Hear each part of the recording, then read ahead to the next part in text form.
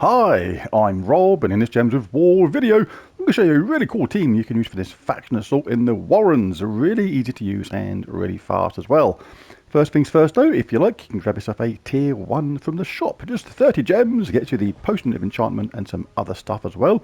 All your allies start enchanted at the start of each and every battle for this event. But do bear in mind, if your horde level is at level 100 or more in the Warrens, you're already going to have a potion of enchantment stored. So no need to buy another one, unless you want to buy more tiers, in which case you have to buy them in order anyway. And you might want to do that, because at level 4, tier 4, there is the Garland Staff, a pretty cool weapon.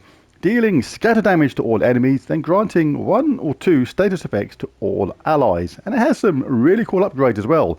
Tangling and enchanting are there, so when you cast this you entangle the top troop on the enemy side as well as enchant itself. So gets ready to do it again really quickly. Very nice weapon indeed. Now onto the team. Now I nearly didn't show this team because I thought I've already done it, because it's got a good old Queen Bee and Venoxia combo, but I haven't actually shown a Queen Bee or Venoxia team in the Warrens at all ever before, so hey, why not show it now? Now the cool thing about this team is it's quite flexible as well. I've got Tooth of the Wild in there as the weapon, but it's not essential. You can actually change that for various other weapons, but we'll show that in just a second. But the reason this works so well is we'll have the Empress in here, who gives a magic +1 to all skills on the last ally, buffing up their magic considerably, letting them do tons more damage, with a 7% chance of an extra turn for each green gem on the board. As well as that, we grant a random status effect to a random ally when an ally casts the spell. Very nice indeed, and at just 6 mana cost, this is just obscene, basically.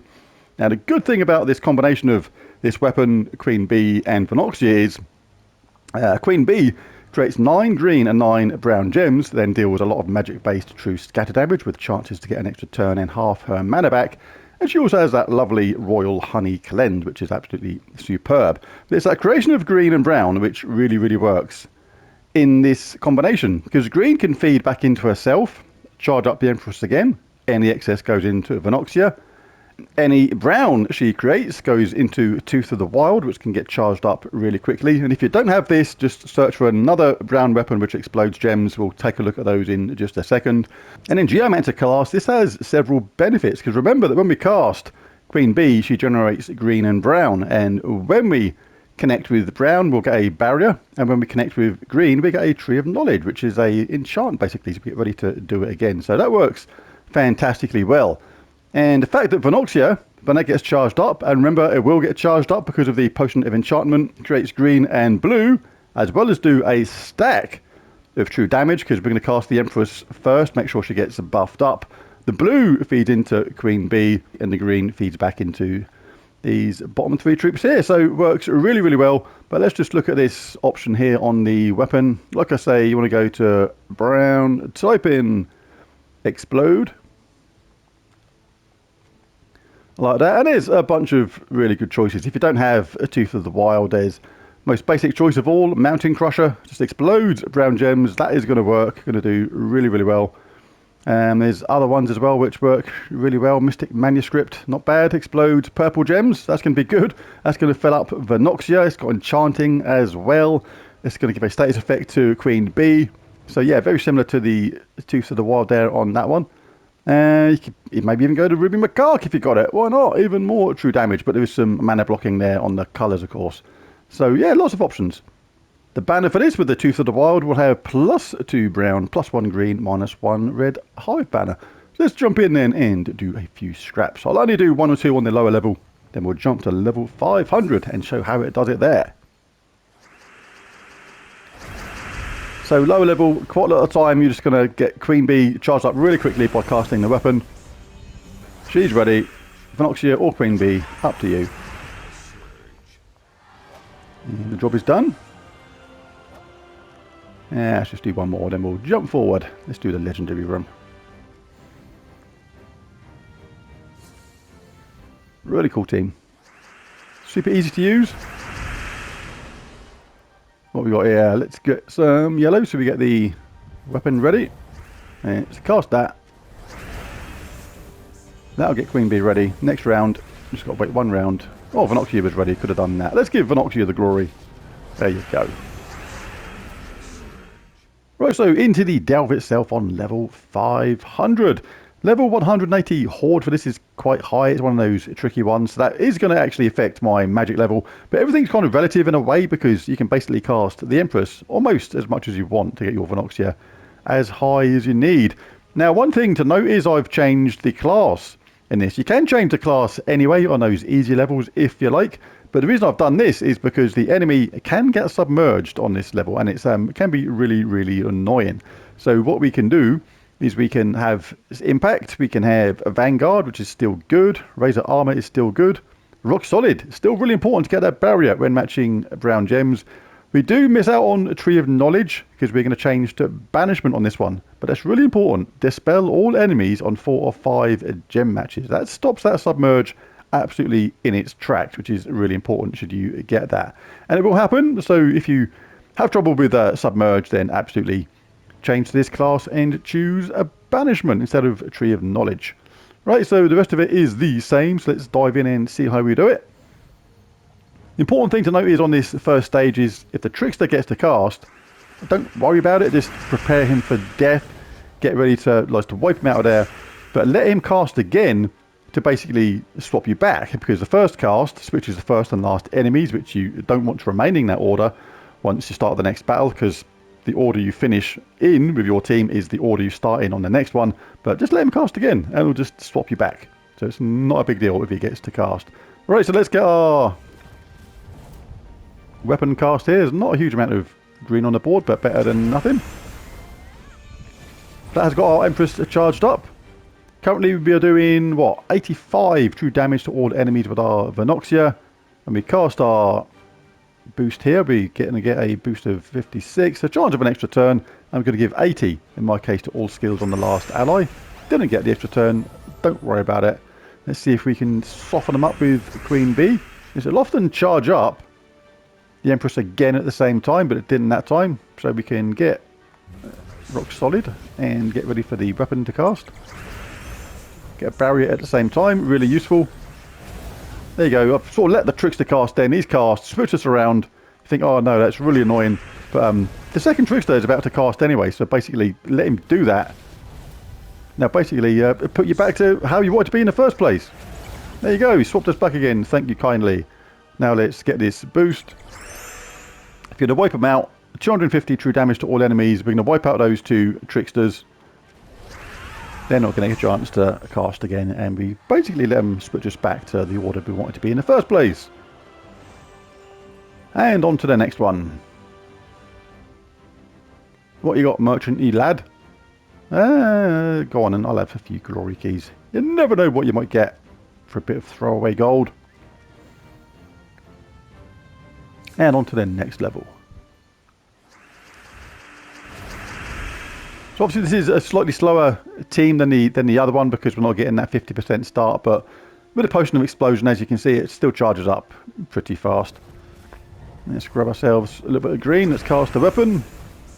Empress is up next round. Lots of green left on the board. The boost is 98, so that is going to be an extra turn.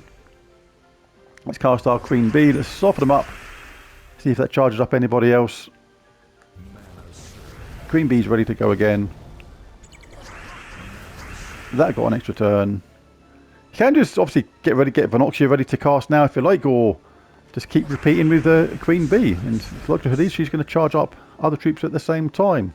What we got? 165? Not quite enough. Let's get that boost. 91 is the boost of an extra turn. Plenty of damage. Kaboosh them all out of there in one go. Right, let's do this legendary room. Give Toothy Orc Head.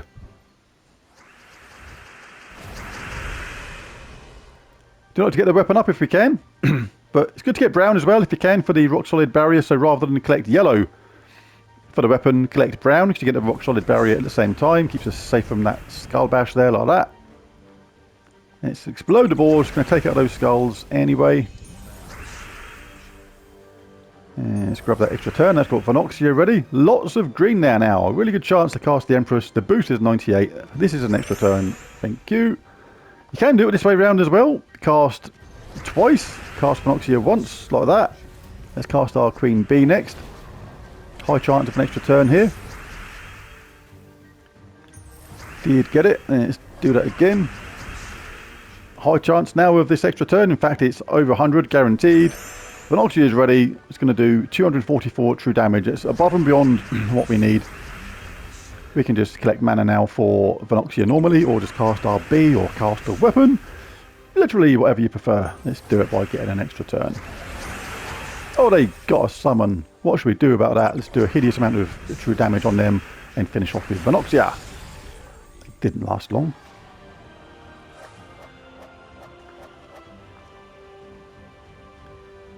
Second to last room.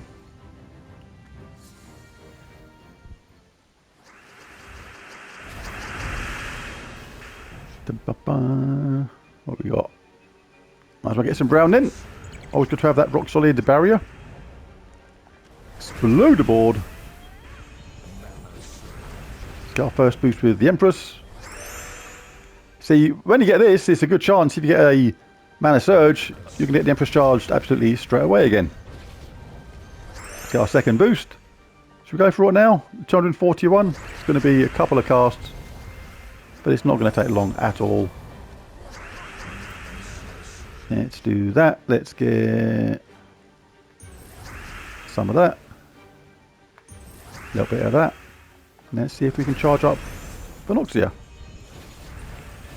Not quite. Come on, Venoxia. Thank you. Arrivederci. Au revoir. On your bike. Ciao. Etc. etc. Right, this is a bit where that banishment can come in handy. Because sometimes the enemy will get to be submerged and it can be a real pain. So we can show how we can combat that. Right, here's our first boost.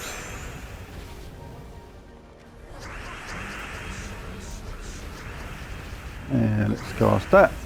If Trickster gets to cast, it doesn't matter as long as we've got a couple of boosts going on our Venoxia. We're already on to like 243 damage to all enemies. We could cast that now. Why not? Let's cast Queen B again. See if we get a extra turn. That's going to charge up Venoxia. Not quite, but nearly. So let's go with that again. Alright, last boost to our Empress. That got the extra turn. And that is going to... Let's see if we can get our... let's just go for it with this. See if we get Venoxia charged up. We did. Right, so I can win this now without the enemy getting submerged. But the fact is they will sometimes be submerged and be really annoying. But because of that trait, banishment, dispel all enemies on 4 or 5 gem matches, it takes away literally all the positive effects which they had, which includes submerge. So that is a really good way to combat that. But yeah, by getting a 4 match, we don't have to do that. We can just wipe them out and the job is done. So very straightforward, nice fun team to use at the same time. And there is the video. If you enjoyed it, found it useful or helpful, be really cool if you bash that like and subscribe button. It really does help. And feel free to share the video amongst your other Gems of War players and things like that. And maybe even consider joining. It's the lowest price that YouTube would let me set it at the basic level. But there it is. Thanks for watching. Bye for now.